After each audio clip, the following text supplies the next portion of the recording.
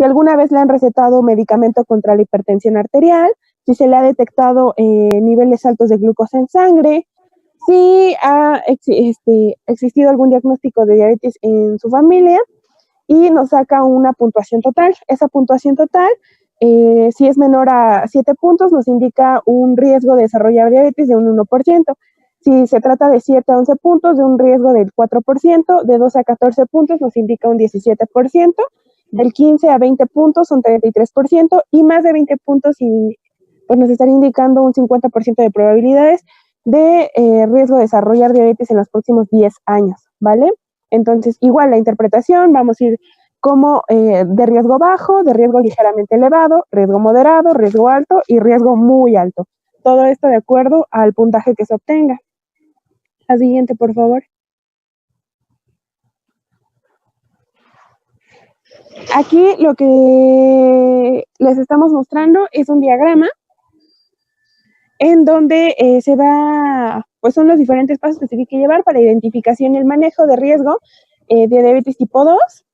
Vamos a comenzar. En personas de 40 a 74 años se tiene que usar una herramienta de riesgo validada o un cuestionario de autoevaluación que esté validado, en donde vamos a obtener un score de riesgo intermedio o bajo o un score de alto riesgo. En el caso de obtener un score de riesgo intermedio o bajo, se le tiene que ofrecer consejería respecto a los riesgos de desarrollar diabetes, los beneficios de un estilo de vida más saludable y se tiene que modificar factores de riesgo, ¿vale? Una vez que se hace esto, se reevalúa el riesgo al menos cada 5 años. En el caso de que se haya obtenido un score de alto riesgo, vamos a realizar un examen de sangre. Podemos escoger aquí glucosa plasmática en ayunas o hemoglobina glucosilada y vamos a poder obtener 3 parámetros. Estos 3 parámetros son un riesgo moderado, que indica una glucosa en plasma en menor a 100 miligramos sobre decilitros, o en el caso de la hemoglobina glucosilada, un porcentaje menor al 6%, lo cual nos estaría llevando a que le ofrezcamos consejos para discutir los riesgos de desarrollar diabetes, para que le ayudemos al paciente a que modifique estos factores de riesgo de manera individual y para que se le ofrezcan servicios de apoyo adaptados. A estos pacientes se les va a reevaluar el riesgo al menos cada 3 años. En el caso de que nosotros encontremos en el paciente un riesgo alto, esto quiere decir que encontramos una glucosa en ayunas que va de 100 a 125 miligramos sobre decilitro, o una hemoglobina glucosilada que va del 6 al 6.4%. En este caso, al paciente se le tiene que igual ofrecer ahora un programa intensivo para que cambie su estilo de vida, en donde queremos lograr un incremento de actividad física, donde queremos que logre y que se mantenga con la pérdida de peso. Tenemos que incrementar el consumo de fibra en la dieta y vamos a reducir la ingesta de grasas, particularmente de las saturadas, ¿vale? Entonces, con estos pacientes, posterior a eso, vamos a reevaluar el peso y su índice de masa corporal y le vamos a ofrecer un examen de sangre al menos una vez al año. Ahora bien, para personas que después del examen de sangre presentar una glucosa en ayunas mayor o igual a 126 miligramos sobre decilitro, así como una hemoglobina de mayor o igual a 6.5%, como tal, pues si se confirma, se tiene que ingresar el algoritmo a manejo de diabetes. Si no se confirma, entonces nosotros lo que vamos a hacer es ofrecer un programa de cambios en el estilo de vida, como ya se había venido mencionando, y vamos a hacer una reevaluación del peso y del índice de masa corporal, así como que le vamos a ofrecer un examen de sangre al menos una vez al año, ¿vale? Ahora, en el caso de que se trate de personas que sean con una edad mayor o igual a 75 años, vamos a utilizar igual herramientas de evaluación de riesgo o algún tipo de cuestionario, y en personas que pertenezcan a algún grupo de alto riesgo. Esto abarca afrocaribeños, africanos, hispanos, latinos, personas del sur de Asia, pacientes que ya tengan condiciones que van a incrementar el riesgo de padecer este tipo de diabetes. Y bueno, se vuelve igual, utilizar una herramienta que esté validada. Ahora, se tiene que considerar el examen de sangre para personas del sur de Asia y de China con más de 25 años y con un índice de masa corporal mayor a 23 kilogramos sobre metro cuadrado. Ahora, a estas personas que se les va a hacer, igual, lo mismo que a las personas que presentaron un score de alto riesgo, se les va a realizar un examen en sangre, donde podemos volver a obtener resultados que van a ser el, la glucosa, como ya les había mostrado, con diferentes, puedes mostrarle, con el riesgo moderado, riesgo alto, o con riesgo, con diabetes tipo 2 o probable diabetes tipo 2. Y pues de confirmarse, pues se sigue el tratamiento y de no, pues se vuelve ya a lo mismo, ¿no? Que es reevaluar el peso, el MC y el examen de sangre al menos una vez, ¿vale? ¿Puedes bajarlo, Marquitos, por favor? Mm, ujú. Y pues esto es todo con respecto a ese primer mapa, ¿vale? Ahora, hablando del tratamiento, el manejo de nuestros pacientes es multifactorial. ¿A qué nos referimos con esto? Pues a que nosotros vamos a tratar de controlar todos esos factores de riesgo que lleven a que nuestro paciente pueda desarrollar o que se pueda complicar, ¿vale? Entonces, lo más importante pues va a ser el cambio en el estilo de vida. Es decir, vamos a implementar... ¿Mandé? Síguele. Ok, vamos a implementar la actividad física en este tipo de pacientes y también vamos a meter a su estilo de vida la dieta mediterránea. Vamos a tener que iniciar el tratamiento farmacológico con metformina a dosis de 400 miligramos por día y esta tiene que ir incrementando de manera gradual, ¿vale? En la guía de práctica clínica nos maneja que se puede iniciar con 500 miligramos. Ahora, pues se tiene que también iniciar una terapia combinada en el paciente con diabetes mellitus tipo 2, con diagnóstico reciente y con un nivel plasmático, con un nivel de hemoglobina glucosilada mayor al 8%. El tratamiento es metformina más otro hipoglucemiante oral, inhibidores de DPP4, inhibidores SGLT2, sulfonilureas o, ok, esto me va a costar pronunciarlo, tiazolidinediona, ¿vale? Nuestra meta de control metabólico va a ser tener una hemoglobina glucosilada menor a 7%. La siguiente, por favor.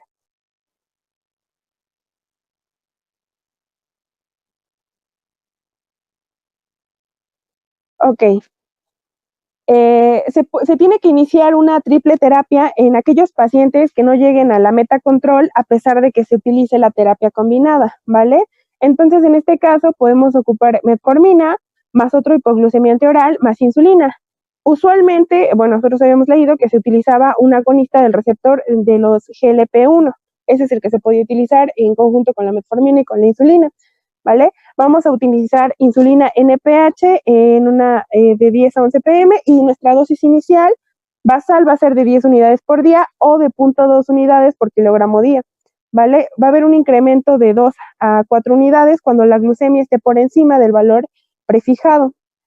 En el caso de pacientes sin hipertensión, pero que tengan albuminuria, se pueden utilizar un IECA o un ARA2 y se tiene que llevar a cabo monitoreo para casos de hipercalemia o de IRA, que es Ah, Insuficiencia renal. Insuficiencia renal aguda.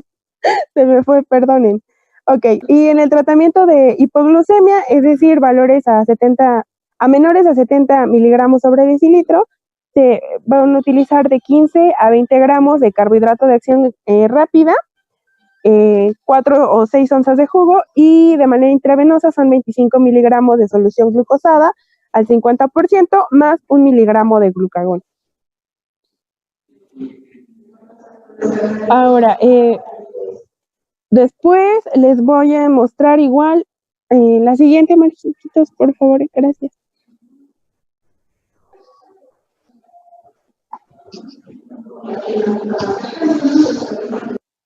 Son otros algoritmos en donde igual se menciona que en un diagnóstico reciente de diabetes mellitus tipo 2 se tiene que llevar a cabo la evaluación.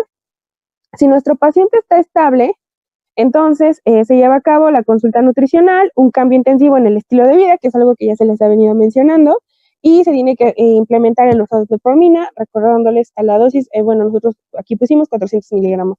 de manera 450 miligramos de manera inicial.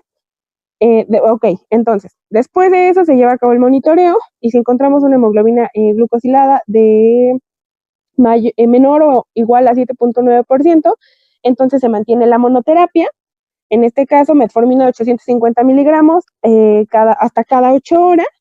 Se tiene que considerar sitaglipina en el caso de intolerancia o contraindicaciones para la metformina y se tiene que checar la creatinina que tiene que ser menor a 30 mililitros.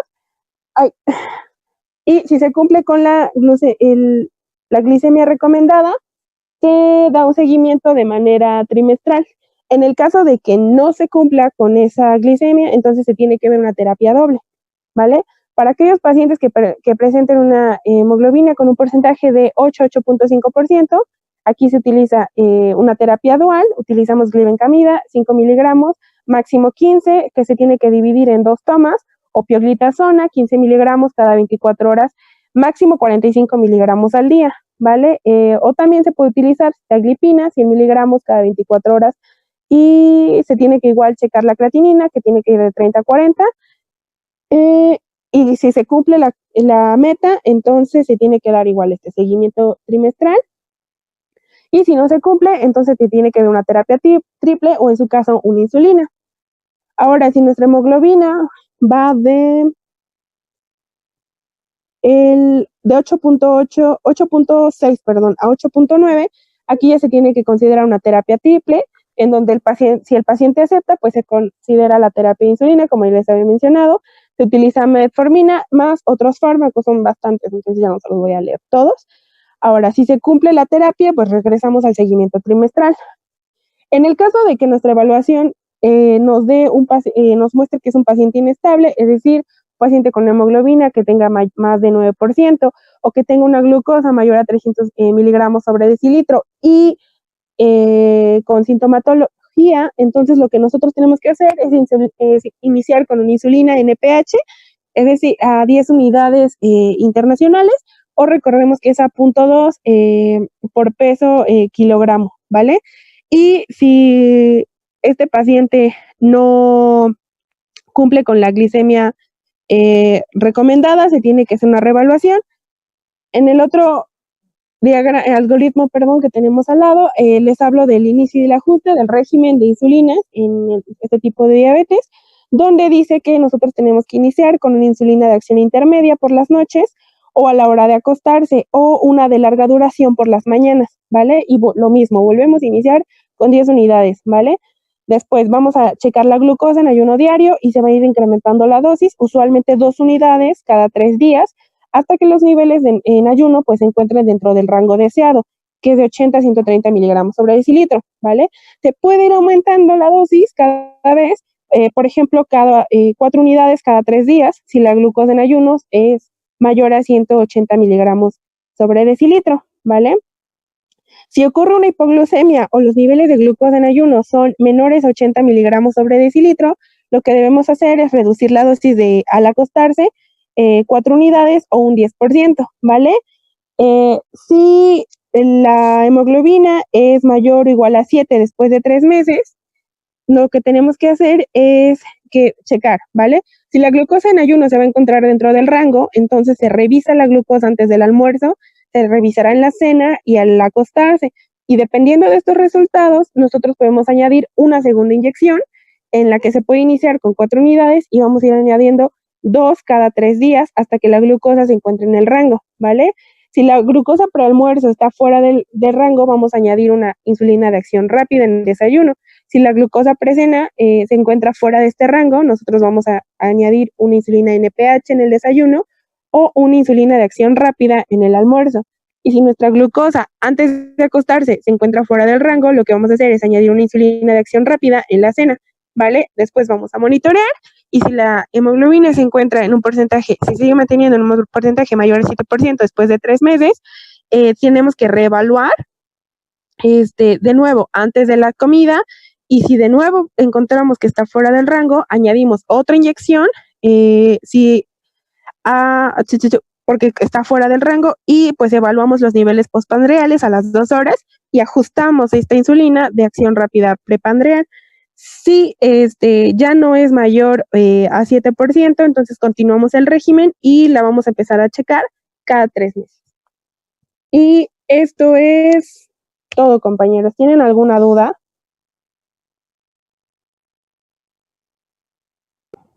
O sea, pueden comentar si quieren ahí, no o sí o algo así.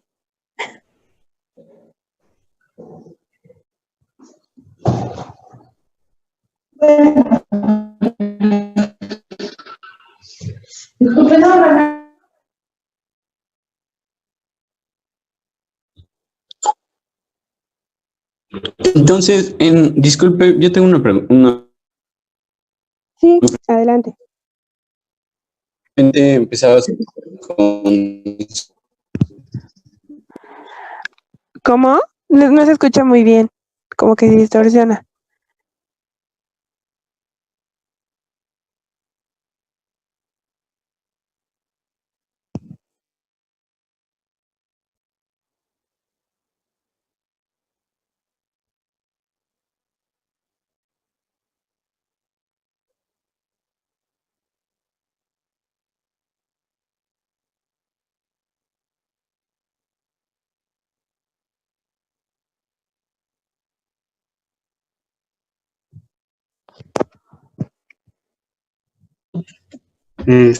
¿Quién preguntó?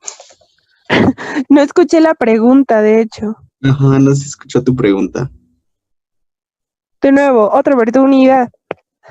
Ah, ya. Dice, si no hay problema, si empezamos con Clargina.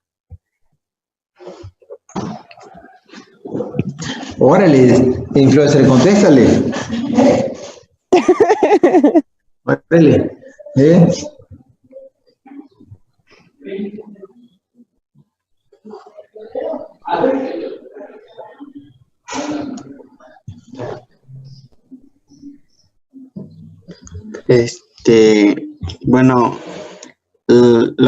Bueno, la NPH es una insulina de larga duración, entonces su acción es lenta. Entonces, yo considero que si utilizamos entre Clargina y NPH, bueno, esto es lo que recomienda la GPC, pero si el paciente tiene una mejor aceptación y disminuye lo que viene siendo la concentración de la glucosa del paciente, pues podemos utilizar lo que es la Clargina.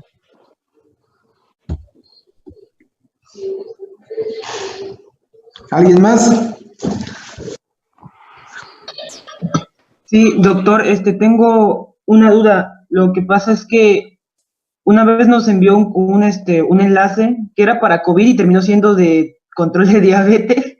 El caso es que terminé viéndolo todo. Y en ese, el endocrinólogo decía que una dosis que a él le ha resultado muy bien es de aplicar 36 unidades internacionales, 24 de Glargina, y después de eso, en cada comida, aplicar 4 unidades internacionales de Lispro. La Glargina para mantener los valores basales pues en todo el día, y la Lispro pues para cada pico glucémico que hay. No sé usted qué opine. Voy a romper tu corazoncito, influencer. ¿Por qué, doctor? Las guías de práctica clínica son las peores guías que tiene el Seguro Social para control de la diabetes. Perdón, nos enseñan que todo con las guías de práctica clínica. Eso, ya la media ya no se utiliza. ¿Sale?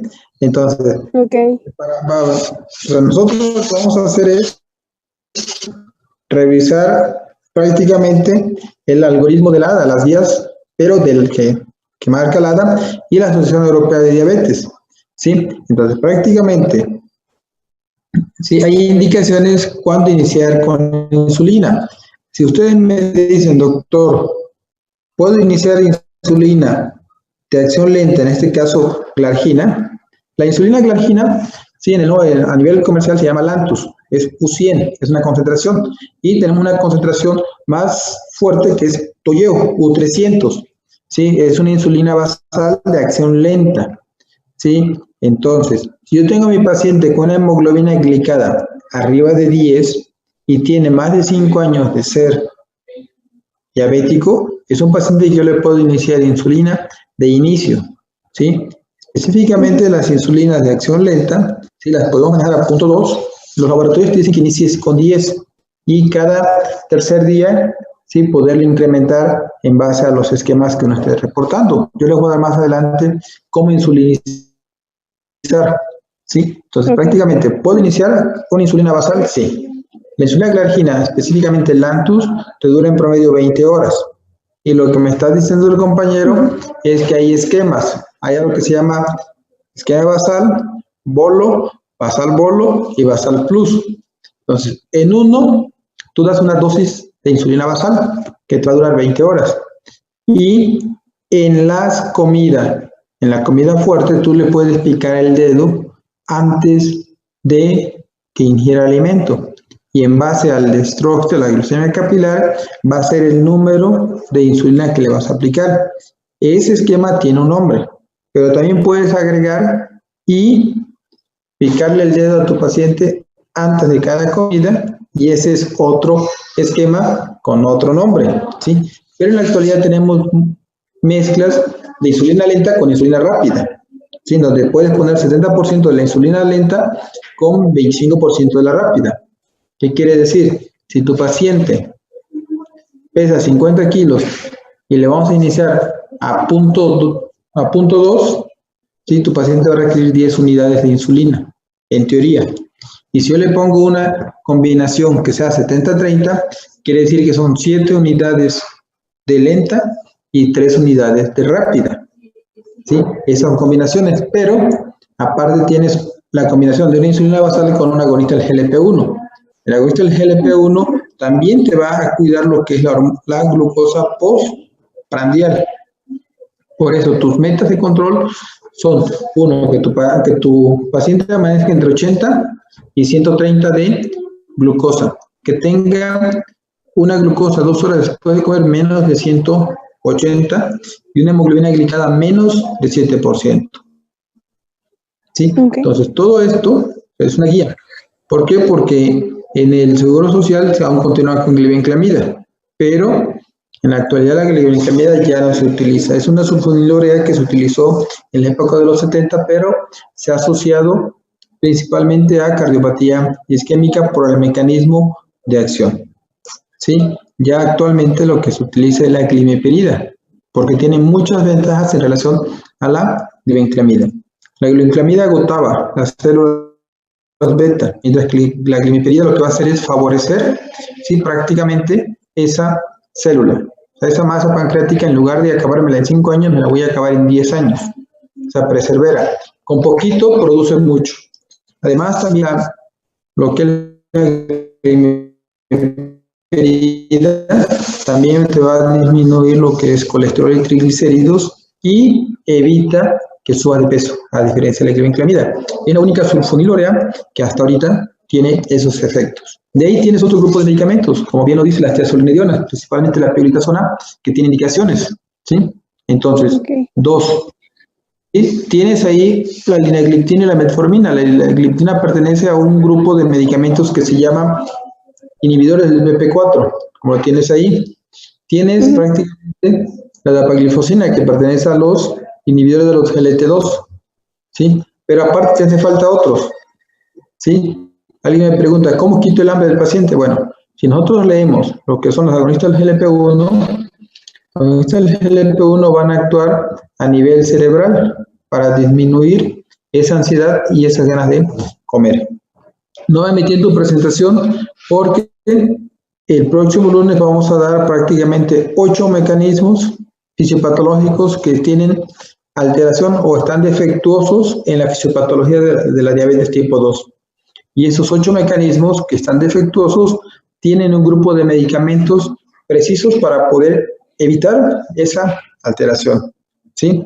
Entonces, el día lunes yo les hago un resumen de diabetes tipo 2, ¿sí? Enfatizo en diabetes tipo 1.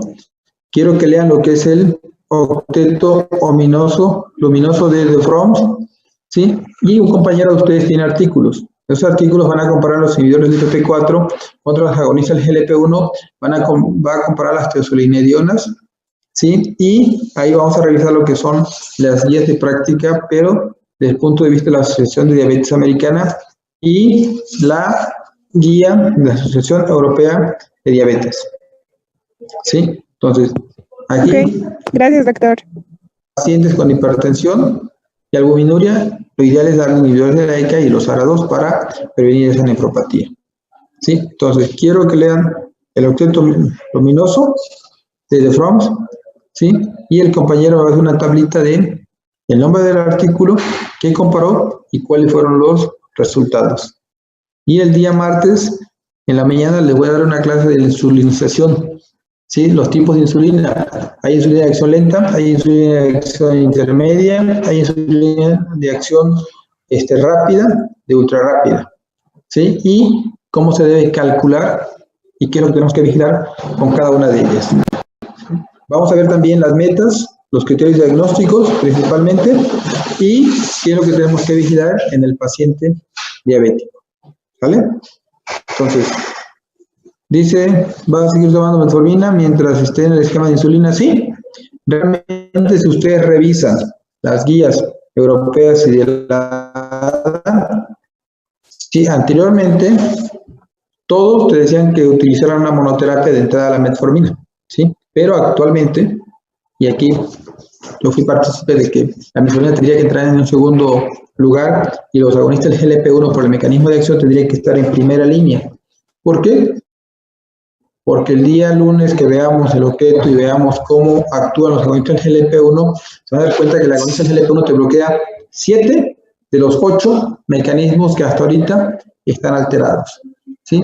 Entonces, lo ideal es que una terapia tú vaya acompañado siempre de metformina. Podemos utilizar insulina con metformina, podemos utilizar una tiazolidina con metformina, podemos utilizar un agonista inhibidor de los LT2 con metformina. O sea, realmente la metformina de inicio fue el parteagua. Si ustedes revisan el estudio Luca PDS, se van a dar cuenta que en ese estudio todos los pacientes fueron prácticamente manejados con metformina, una biguanida, ¿sí? Porque el principal objetivo era disminuir disminuir la producción de glucosa a nivel hepático y disminuir la resistencia a la insulina, ¿sí? La dosis máxima que podemos dar de metformina son 3 gramos al día, ¿sí? Entonces yo puedo combinar tranquilamente una insulina basal con metformina 500 miligramos después de cada comida. Puedo combinar tranquilamente, ¿sí? Puedo combinar tranquilamente el inhibidor de los GLT2 con una metformina. Aquí, dice, una pregunta, ¿el fenómeno de Somogyi es común? ¿Qué es el fenómeno de Somogyi? Hay fenómeno de Somogyi y hay efecto del alfa. Aquí llamamos fenómeno de Somogyi. Carlos. Pues el fenómeno de Somogyi es una hipoglucemia producida por la administración de insulina, una alta administración de insulina por la noche. Dicen que sobre todo se da cuando se administran altas dosis de insulina NPH.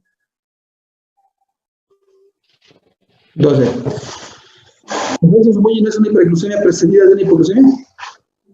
Sí, es hiperglucemia como rebote por una... por hormonas contrarreguladoras. ¿Es el efecto del alba? Ese es otro. Entonces, ¿cuál es la diferencia uno con otro? Es que el fenómeno del alfa es hiperglucemia, ¿no? En las primeras horas de la mañana, y esto tiene que ver con la secreción nocturna de la GH, ¿no? Durante el sueño. ¿Y el fenómeno de Somogyi? Es la hiperglucemia, que es como el rebote después de la hipoglucemia, ¿sí? No, es una hipoglucemia. En el fenómeno de alba es un aumento normal de azúcar en la sangre cuando el organismo de una persona se prepara para despertarse, y en el de Somogyi se desciende demasiado en las primeras horas de la mañana. Bueno, ya tenemos esa pregunta para el día lunes para revisarla. Luego dice, ¿en qué estadio de la enfermedad renal se retira el tratamiento con metformina? En el 2017-2018, ¿sí? Ya hay estudios que dicen que la metformina no tiene que ajustarse con daño renal, ¿sí? Actualmente, ¿sí? Los nefrólogos que leen saben perfectamente que ya no se ajusta. Antes del 2017 7 tenían que disminuir la dosis de metformina en pacientes con enfermedad renal crónica. Actualmente ya hay evidencias que no tiene por qué disminuirse o retirarse, ¿sí? Entonces, todo eso, los llamados Somboyi, ¿sí?, del ALBA, prácticamente son falsos negativos que vamos a tener para el control de diabetes, ¿sí? La insulina NPH es de 12 horas. Anteriormente, ¿sí?, ese tipo de insulina nos decían, si el paciente pesa 70 kilos y le inicio a 0.3, 70 por 0.3 me corresponden 21 unidades. De esas 21 unidades yo voy a poner 2/3 partes en la mañana y 1/3 parte en la noche. ¿Por qué? Porque la NPH dura 12 unidades, 12 horas. Entonces le pones prácticamente 14 en la mañana y 7 en la noche. Pero muchas veces el paciente amanecía con 250, ¿sí? Entonces esos 250 lo que hacía era subirle a los 7 de la noche y el paciente volvía a salir con 300 o se mantenía con 250. ¿Por qué? Porque prácticamente estos dos fenómenos, tanto el Somboyi como el fenómeno del ALBA, tenían mucho que ver en ese control, ¿sí? Por eso ustedes van a encontrar que muchas veces ustedes le van a pedir glucosa capilar a las 5 de la mañana para ver cómo está, ¿sí? Entonces, actualmente ya las insulinas de 24 horas se les pones a las 7 de la noche, ¿sí?, porque tiene una ventaja. O se la puedes poner a las 7:30 de la mañana. Yo en la práctica diaria la uso a las 3 de la tarde, ¿sí?, por muchas situaciones. Entonces, también van a encontrar el uso de insulina de acción rápida. Van a buscar artículos que comparen la insulina de acción rápida en bolos combinadas contra lo que es un agonista del GLP-1. Ustedes tienen ahí en la pantalla el Exenatide. El Exenatide es un agonista del GLP-1 que dura 24 horas de corta duración, de una vida corta, muy corta principalmente. Ya tenemos agonistas del GLP-1 que tienen una vida prolongada de 7 días, como es el dulaglutide, o bien como es el semaglutide, que son los que acaban de salir. El semaglutide salió en los primeros días de marzo y el dulaglutide salió principalmente en 2015-2016. Sí, el semaglutide tiene mayor efecto en la pérdida de peso a diferencia del dulaglutide. Entonces, prácticamente van a ver todas las combinaciones que se pueden hacer, ¿sí?, tanto lunes como martes. Entonces, necesito que estudien prácticamente el octeto ominoso, ¿sí? El día lunes revisamos los artículos y lunes y martes vemos prácticamente insulinización y generalidades de diabetes y veo si tengo algunos casos clínicos sobre diabetes, ¿sale? Y el examen es el martes, en la noche. Y tienen tarea el fenómeno y el Somboyi, y el efecto Somboyi, ¿sale? Sí, gracias, doctor.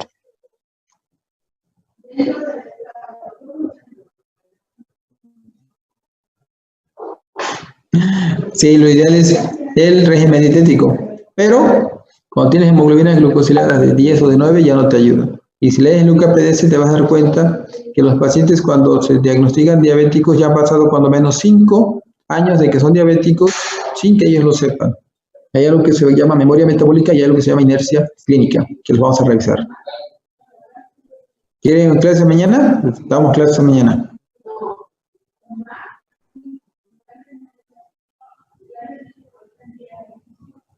Ah, bueno, entonces el lunes sale. El lunes hipoglucemiante, pusieron que tenemos hipoglucemiante el lunes. Sale. Ok, doctor.